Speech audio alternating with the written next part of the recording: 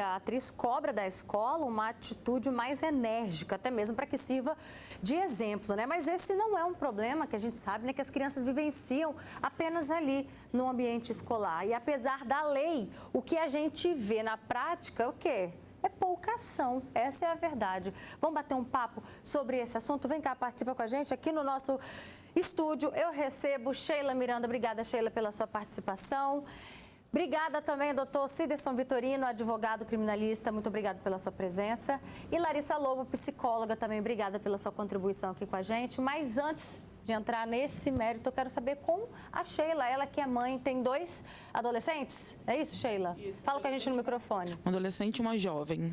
Se colocando no lugar da Samara Filippo, qual é o seu sentimento? O meu sentimento é, assim, revoltante. Gente, pelo amor de Deus, como que no mundo de hoje acontece isso ainda? Acontece. Se fosse com os meus filhos, é o que eu estava falando com a doutora Larissa, a gente falando aqui, a gente tem uma visão, eu iria conversar, eu ia ter um diálogo com os pais, pedir, mas na hora, Roberta, é tão revoltante que a gente às vezes até sai da gente mesmo e acaba até mesmo errando, falando palavras que não são apropriadas para aquilo. Mas assim, eu faria 3 vezes pior do que ela fez. Eu queria justiça, eu não queria só o afastamento dessas meninas, eu queria também que elas fossem punidas judicialmente, né? Mesmo sendo de menor, os pais ali, principalmente, porque isso vem de casa. Isso vem de casa.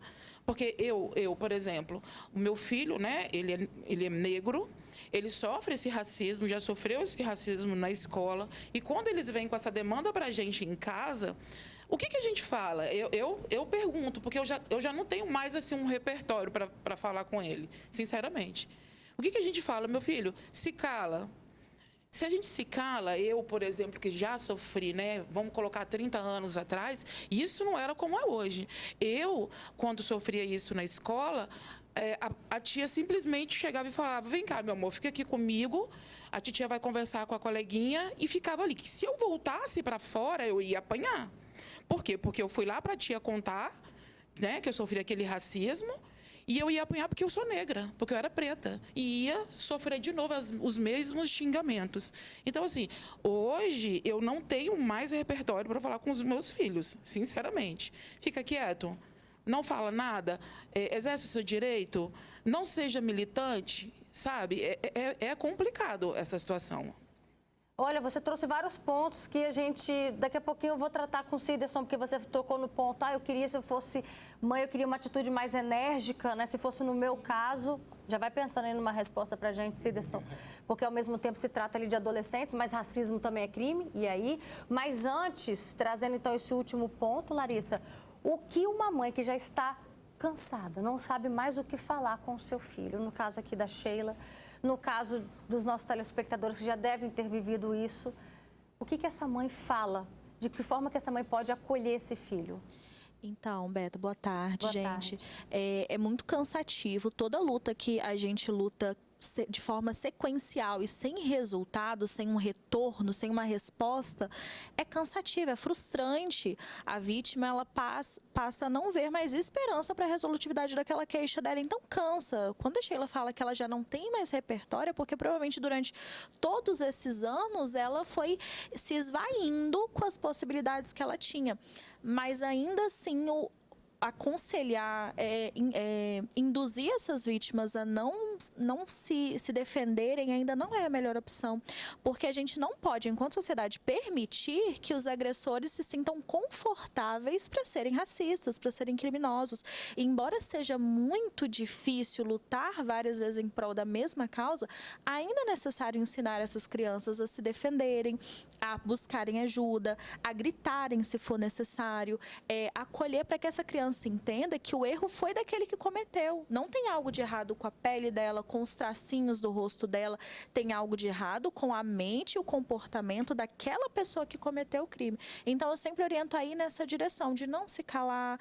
Eu sei, eu imagino que seja muito cansativo, mas não parar de pedir ajuda, não parar de brigar, de se defender e ensinar essa criança a perceber que o erro não está nela por ter sofrido racismo. O erro está totalmente na pessoa. Não tem algo de errado com ela, é sobre essa pessoa que está tendo um comportamento totalmente criminoso.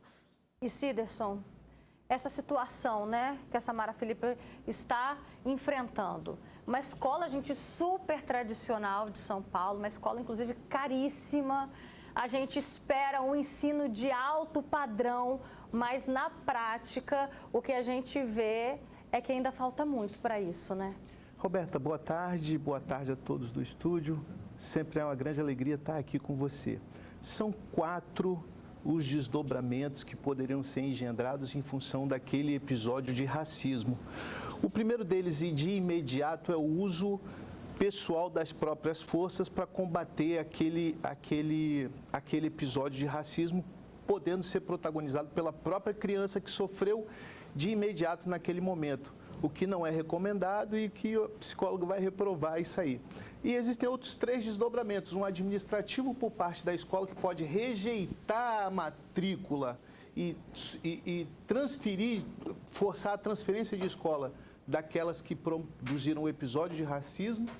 Tem um desdobramento na esfera penal, porque é um crime análogo, é um ato infracionário produzido por um menor, mas é análogo a um crime de adulto, e ele pode responder na vara da infância e do adolescente, aqueles que rasgaram o caderno e que fizeram todas essas ofensas racistas. E no campo de vista do direito civil, o artigo 932 do Código Civil diz que também é responsável pela reparação civil o pai em relação aos atos dos seus filhos. Então, o pai e a mãe das meninas que produziram os atos de racismo também podem ser responsabilizados com fulcro no artigo 932, 186 e 927, todos do Código Civil. Então, essa questão, por exemplo, que a Samara Filipe, ela pede até mesmo a expulsão dessas alunas, isso é possível? Pedir, ela pode. A escola, se entender que o episódio não dá aso para essa transferência, pode não transferir. Mas a escola, se entender que sim, também pode transferir. Mas a gente tem que pesar outras circunstâncias dentro dessa questão da transferência. Ela não está no piloto automático. Existe uma lei chamada Lei 8069 de 1990, que diz que é o Estatuto da Criança e do Adolescente. Diz que a criança tem especial proteção do Estado. Não só a criança que foi vítima do racismo, mas também aquelas que foram protagonistas do racismo, porque elas têm algum tipo de disfunção cognitiva ou patológica que as impõe esse tipo de engendramento racista. E aí a gente recebe aqui no nosso Facebook um comentário que talvez vai até responder essa questão que você tocou agora, Ciderson, que a pessoa diz o seguinte, a Tainara: eu acho que o ensinamento vem desde pequeno, pelos pais. A minha sobrinha de 6 anos sofreu racismo no colégio por um coleguinha de 6 anos de idade, onde ela disse que a cor da minha sobrinha era feia, que ela era cinzenta. Como que pode uma criança de 6 anos ter uma mentalidade para ter uma atitude dessas? Por isso que eu falo, vem de casa. Larissa, como que pode, o que explica uma criança, num caso como esse, de 6 anos? Aonde que ela aprendeu isso? Beta, os nossos comportamentos, os comportamentos que a gente vai emitindo no decorrer da vida, eles se mantêm porque em algum momento eles foram reforçados, foram alimentados, foram ensinados. Desde coisas muito simples, a comunicação, por exemplo, até coisas mais refinadas, como certos pensamentos políticos, crenças, opiniões pessoais, incluindo o racismo. Então, quando a criança ela emite uma opinião tão enraizada, tão absoluta, é porque em algum momento, provavelmente, aquela opinião foi passada para ela. Ela foi ensinada a ver daquela forma. Veja bem, a gente é influenciado com os nossos gostos diariamente. Então, se eu gosto de determinado estilo de roupa, em algum momento aquilo foi ensinado para mim, em algum momento, quando eu vesti, aquilo foi elogiado, em algum momento eu recebi algum ganho por aquele determinado estilo de roupa. Então, se são assim, com coisas mais simples, da mesma forma, corre com coisas mais complexas e refinadas. Então, muito provavelmente, essa criança ela é exposta a opiniões, a pensamentos muito controversos, incluindo pensamentos racistas, e ela é ensinada dessa forma. E aí, quando ela repete, por algum motivo, dentro do âmbito familiar ou dentro de algum local que ela frequente, aquilo acaba sendo reforçado, alimentado, e ela sai por aí repetindo. Então, muito provavelmente, essa criança foi, sim, ensinada, assim como o caso da Samara Filipa, assim como o caso da Sheila. Por isso que é importante, né, que as instituições, no caso aí a escola, tome as providências para mostrar qual é a resposta quando uma criança ou quando um adolescente age dessa maneira, porque isso impacta todas as demais crianças. Ou elas vão aprender com isso a não replicar esse comportamento, né? Ou vão aprender o contrário, se não tiver uma resposta que condiz com a altura. Exatamente, mas como a gente passa pelo aprendizado vicariante, que é aprender através da experiência do outro, tem chance de outros coleguinhas irem reproduzindo.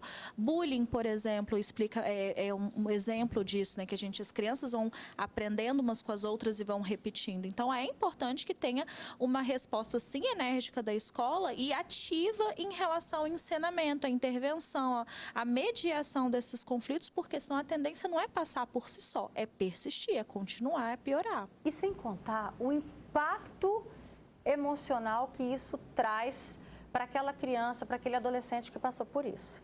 Você entende disso, né, Sheila? Eu entendo porque, como eu tinha falado antes, eu a minha vida inteira passei por racismo, né?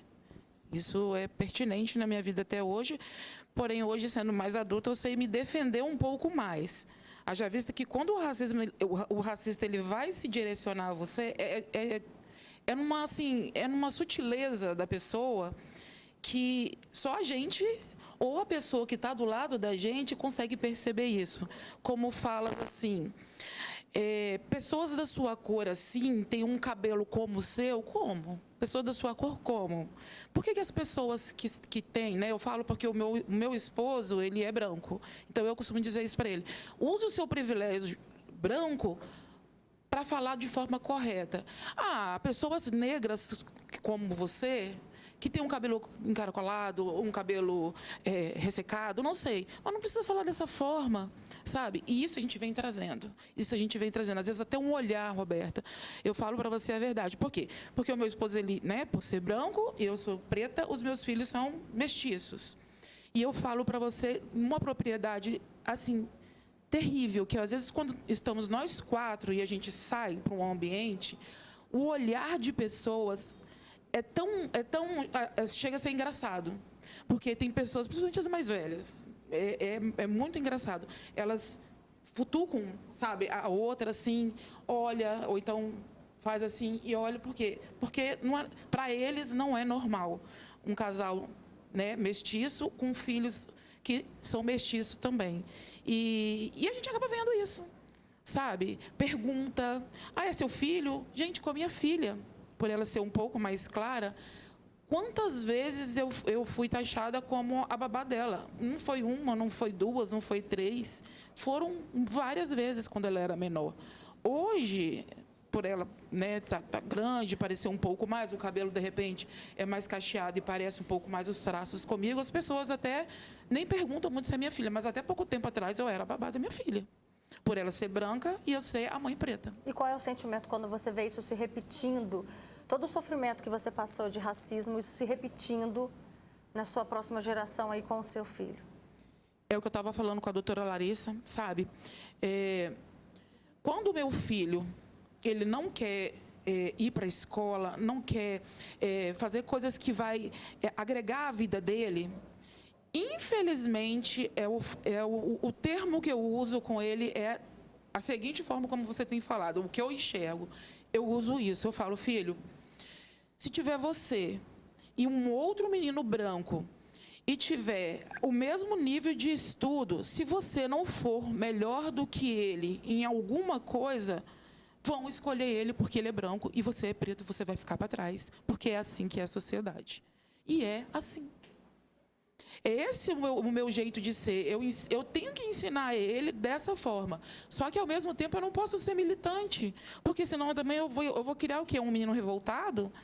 Né? Uma criança que, só porque eu sou preto, eu não posso ir em tal lugar. Não, eu não posso criar uma criança assim. Então, eu uso toda essa conversa não sei se é reversa, não sei, às vezes na psicologia como se fala isso, né? Eu não sei como que se faz, mas eu uso isso. Eu sempre falo isso. Você tem que entender que você é pobre e você é preto. Então, você precisa não ser só melhor do que qualquer seu amigo. Não falar, né, eu sou o melhor. Não. É ser bom. Porque a sua vida vai te levar a ser assim. Hoje eu sofro isso. Imagine ele daqui a um tempo.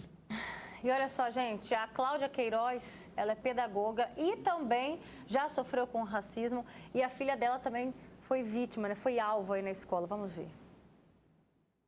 Isso só pode acontecer quando a gente trabalhar a questão do racismo na base, na educação infantil, onde as crianças estão em processo de formação. A Samara Felipe passou por essa situação essa semana com a filha. Eu passei há 10 dias atrás com a minha filha dentro de uma instituição, onde uma pessoa perguntou se o cabelo dela era penteado com pente de ferro, como fazia para tirar o piolho do cabelo dela, que é um cabelo Black Power maravilhoso, que é a nossa referência. Infelizmente, essas questões acontecem todos os dias, a todo momento, e onde eu converso muito com as minhas filhas a se colocarem, tá esclarecendo para essa pessoa o que está acontecendo. Se a pessoa não entender, a gente procura os meios legais, que é a justiça, para que isso seja cessado. Obrigada, Cacau, pela sua participação, viu? A gente também recebeu aqui uma participação no nosso WhatsApp, no WhatsApp aqui do Fala Espírito Santo. Essa mãe pediu para não se identificar, mas ela disse que meu filho sempre foi vítima na escola e ela sempre tomou providências, até o dia que teve que processar os adolescentes e as famílias também. Esperaram meu filho do lado de fora da escola, quase mataram. Eles responderam na justiça por crime análogo de lesões e até hoje esperam no civil os danos. Já se passaram 5 anos e nada. Ela precisou trocar o filho de escola e de bairro também. Enfim, essa mãe está aqui fazendo esse desabafo e olha só a que ponto as coisas podem chegar. E aí, nessa situação, as famílias podem também ser responsabilizadas, né? Já que se tratam de adolescentes não respondem a crime, mas a família sim. Na esfera penal, não. Nenhuma pena passará da pessoa do acusado. Mas na esfera civil, sim. Os pais são responsáveis pelos atos que gerem prejuízo a terceiro a partir dos seus filhos, conforme eu tinha dito, o artigo 932. Mas a gente vai muito para além, Roberta, da questão do direito, da questão criminal, da questão administrativa e da reparação civil.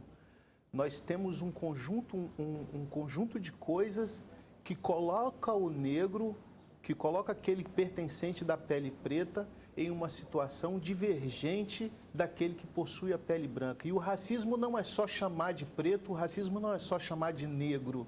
O racismo é engendrado a partir de olhares, o racismo é construído a partir de comportamental, o racismo é constituído a partir de movimentos religiosos que dizem que a minha religião é pior ou melhor do que a sua. O racismo é constituído também nos ambientes de trabalho, onde o preto, onde o negro, ele tem uma situação de subserviência em relação ao branco. Então, são espaços de poder em que o corpo preto ainda não está acostumado a ser identificado como pertencente também daquele lugar. E eu encerro dizendo que o seguinte, eu estava num supermercado aqui na Praia do Canto, uma oportunidade, tinha acabado de sair de uma audiência, eu tirei o terno, fiquei só com a camisa e a gravata. Quando eu entrei no supermercado, uma senhora virou e falou, você trabalha aqui? Aí eu falei, eu deveria? Ela, não, eu estou te vendo de gravata e camisa de manga comprida, eu achei que você trabalhasse aqui. Eu falei, a senhora não está acostumada a ver o corpo preto frequentando esse espaço, a não ser se for para servir a senhora. Ela, não, eu não disse isso, mas ela disse. Então, a gente tem que estar atento a essas situações, porque racismo não é só eu te chamar de preto. Perfeito. Larissa, como que, independentemente da cor, sejam os pais brancos, sejam os pais pretos, pardos, como que, se tratando da educação dos nossos filhos, a gente trabalha essa pauta antirracista? Porque vamos pensar também que tem muitas famílias brancas assistindo o programa e que, às vezes, né, no racismo estrutural, elas não se dão conta de que essa atitude, igual que o Ciderson contou agora pra gente, que ele enfrentou no supermercado, isso é racismo e a gente precisa se reconhecer nessa fala. Então, como que a gente, como que a gente também pode contribuir como pai e mãe para essa educação antirracista? Perfeito, Beta, e perfeita a sua colocação, especialmente sobre a religião, que é algo que a gente não toca muito, né? Sobre como o preconceito religioso, ele também tem um racismo estrutural muito enraizado. Beta, eu costumo dizer que nenhum movimento é um movimento inútil, desde que contínuo, desde que muito bem intencionado. Então, eu acredito na constância das nossas motivações diárias, de a gente fazer força contra a maré mesmo. Então, família, tanto as famílias negras quanto as famílias brancas, de ensinarem aquela criança, tanto a que sofre racismo, de que, novamente, não tem um erro nela, não tem algo de errado com ela, tem algo de errado no racismo, para que essa criança não internalize algum defeito nela, isso não prejudique o seu desenvolvimento, a sua autoestima, a forma como ela se vê como menor, como insuficiente. Então, é importante ter esse trabalho contínuo dos pais de crianças que são negras e das famílias brancas com filhos que são somente brancos, desse trabalho contra o racismo, né? De trabalhar para que essa criança ela esteja em ambientes com pessoas pretas, que ela esteja em ambientes com pessoas que não estão somente na posição de servir, que não estão somente num lugar abaixo dela entender como a história do Brasil se criou, como que nosso país foi crescendo, como a história sanguínea que a gente tem mesmo, a história dos povos indígenas. Então, dar acesso a essa informação. Mas tem que ser um trabalho contínuo, com educação, com permitir que essa criança frequente vários ambientes com vários tipos de pessoas, não somente para ensinar contra o racismo, mas para a criança que é negra, ela também tem uma representatividade ali de ver que ela pode e deve alcançar lugares melhores e maiores. Perfeito, Larissa, obrigada, viu, pela sua participação. Obrigada também, doutor Ciderson Vitorino, pela sua contribuição aqui com a gente. E Sheila, linda, maravilhosa, obrigada, viu? Dá um beijo nas crianças, tá?